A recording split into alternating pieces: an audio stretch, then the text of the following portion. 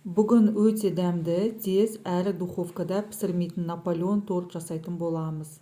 Қазанымызға 3 жұмыртқа, 100 грамм қант, 1 қасық ванильді қант, 30 грамм кукурузный крахмал қосып, барлығын жақсылап араластыратын боламыз. Содан кейін 500 мл салқын сүтімізді қосып, тағы да жақсылап араластырамыз. Пешімізді ортаңғы градусқа қойып, араластырып тұрамыз. Креміміз қоюланып, қайнай бастаған кезде оттан аламыз. 30 грамм сары майымызды салып, жақсылап араластыратын боламыз. Одан кейін бетін пленкамен жауып қоямыз. Бөлек ыдысымызға 400 грамм ұнымызды қосамыз. Үстіне 170 грамм қатты сары майымызды теркадан өткізіп, жақсылап ұнымызды үгітеміз. Одан кейін 1 шай қасық ванильді қантымызды қосамыз.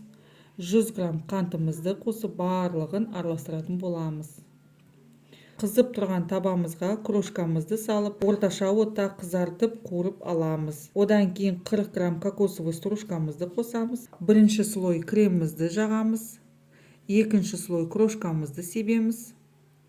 Тағы да кремімізді жағамыз. Және де 4-ші слой крошкамызды қосамыз. Осылай бізде 7 слой шығу қажет. Үстіне теркадан шоколадымызды өткізіп себеміз. Тортымызды 3-4 сағатқа холодильнигімізге қоямыз. Өте жұмсақ, ерекше дәмді болып шығады. Жасап көріңіздер, сіздерге ұнайды деген сенімдемін. Егер ұнап жатса, тіркеліп лайк басуды ұмытпаңыздар.